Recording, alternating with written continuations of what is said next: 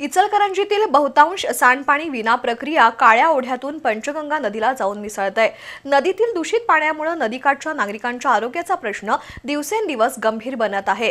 आता उन्हाळ्याची तीव्रता वाढत असल्याने पाणी टंचाईमुळे नदी प्रदूषणाची तीव्रता वाढणार आहे। त्याचा परिणाम नागरिकांवर होऊ नये म्हणून इचलकरंजी महापालिकेने प्रक्रिया करूनच सांडपाणी ओढ्यात सोडावं, अन्यथा तीव्र आंदोलन छेडण्याचा इशारा सामाजिक कार्यकर्ते विश्वास बालीघाटे यांनी दिलाय।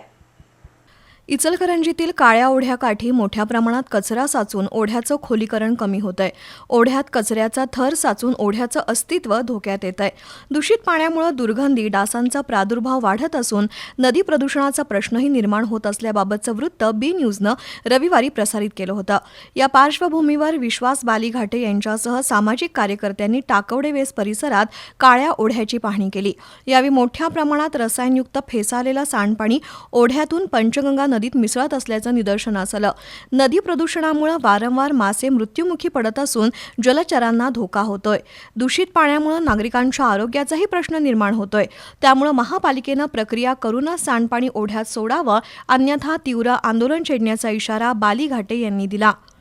तर हे इचलकरंजीमधील महासत्ता चौक ते अमराईकडे जाणारा इथं त्या आपली वड्यावर उभा आहे आणि हे वड्यामध्ये सगळं महानगरपालिकेचं प्रशस्त गटारीचं पाणी, घरचं सगळं पाणी हे जे तिथे कचराखान्यात सगळं पाणी जे देत आहे आणि हेच पाणी जर आमच्या पंचायतीत जाऊन मिसळत आहे आणि जर असंच झालं तर इथं उन्हाळा वाढत आहे आणि जसं उन्हाळा वाढत तसं ताणसुद्धा वाढत आहे आणि जर लोक पाणी पिले तर गॅस्ट्रोचे साथ आणि कावीळचे साथ याला लय उशीर लागणार नाही आणि प्रशासनानं तातडीने तर लक्ष घालून यावर कारवाई करावी, नाहीतर आम्ही उग्र आंदोलन करणार।